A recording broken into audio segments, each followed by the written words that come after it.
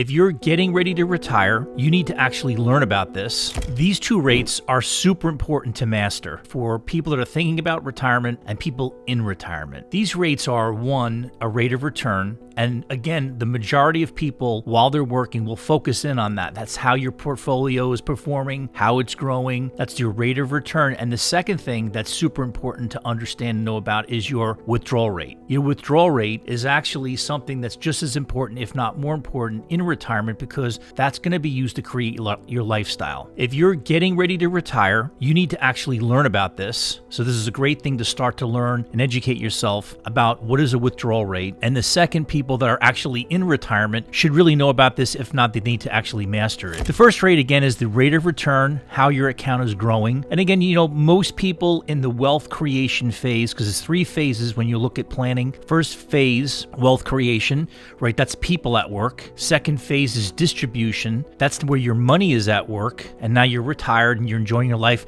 And the last phase is conservation, where the government's at work. So they're trying to take your money. So you need to plan. So when you go and get into the distribution phase, you need to understand what really is a safe withdrawal rate. Okay, these two rates, one is the rate of return, and the second rate is the withdrawal rate or the distribution rate, right? That's the amount of money that's coming off of your accounts. Now, when you look at retirement planning in particular, you want to understand what is a safe withdrawal rate and how does it actually even work? Well, Morningstar each year will publish a report. This is typically online about what a safe withdrawal rate actually is and how do you use that in terms of your retirement plan. The one challenge with these withdrawal rates is they change. They change over time. So this year it's actually 4%. Last year it was 3.8%. The year before that was 3.3%, and the year before that was 2.8%. So these withdrawal rates are super essential to understand because they are moving targets and they are based on certain things. They're based on interest rates. They're based on the stock market.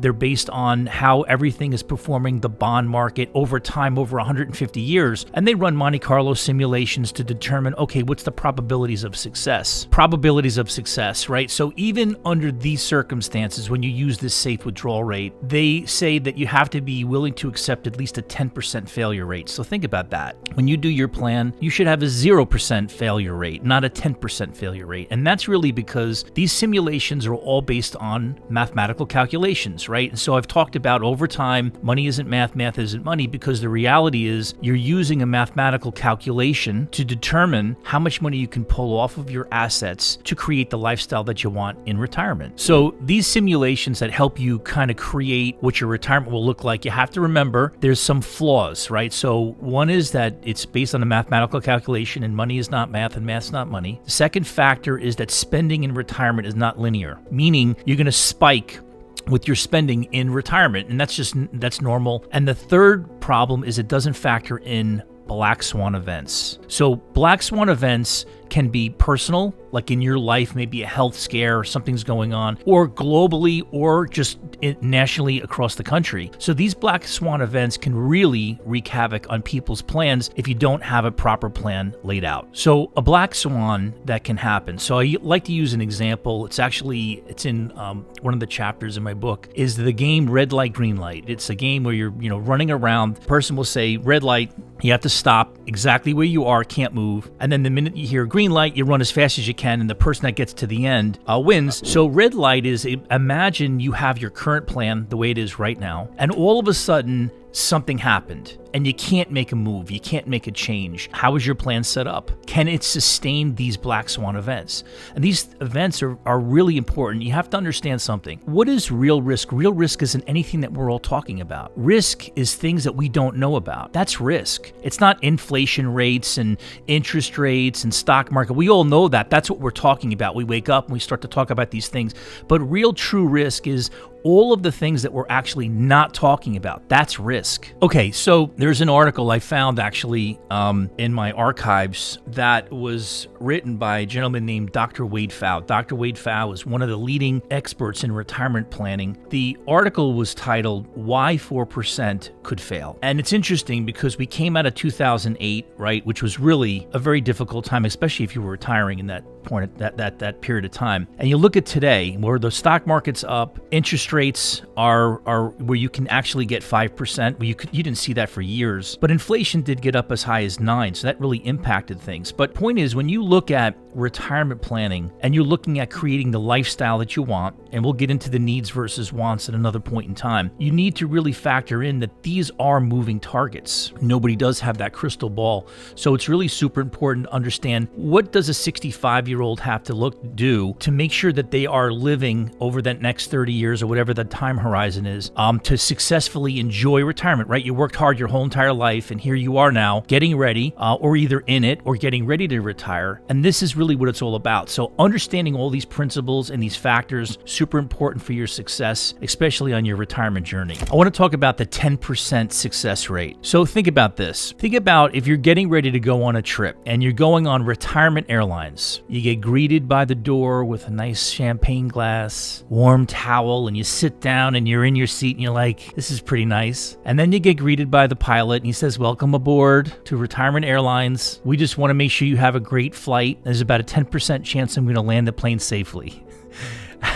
How fast would you get off the plane? Immediately, right? Because you want it to land safely. Well, when you do your retirement plan, it's the same exact thing. You shouldn't have a 10% success rate. I mean, a 90% success rate and 10% failure. A lot of times people will look at that number and say, okay, well, 90% success is pretty good. No, it's not. You don't want that 90% success rate. You want a 100% success rate. So with that, you have to plan for it. So let's say you didn't plan, right? You didn't plan right, or something happened and you're trying to figure out what's going on. Well, you'll hear a lot of people say things like, well, you might run out of money. Really? Run out of money? People don't run out of money. People run out of their way of living. That's what happens. You then enter a state of fear. This is the real reality of it, okay? You'll look at your accounts and you'll say, you know what? We're not taking that trip. We're not going to go out to dinner. We can't do the things that we wanted to do. So you're not going to run out of money. You're going to run out of your way of living. So when you hear people or experts say, oh, you're going to run out of money, you got to be careful. You're going to live in fear. You're not going to run out of money. You're going to look at your account and say, okay, you know what? We're not going to do the things that we really want to do.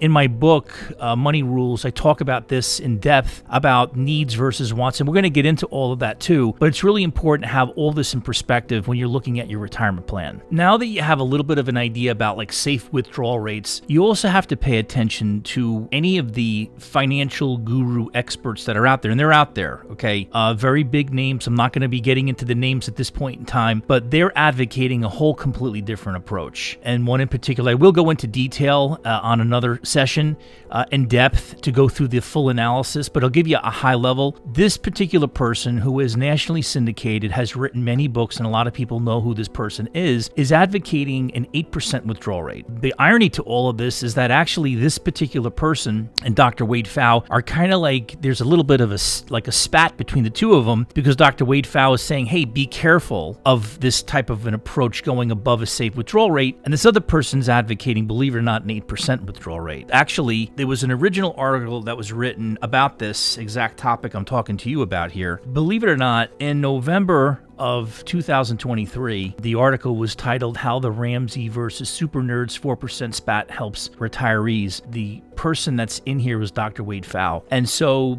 this person's advocating a safe 8% safe withdrawal rate. And the real reality is this. Maybe your portfolio is up this year. Maybe it's up right now. Great. Maybe you can take that money off, no problem.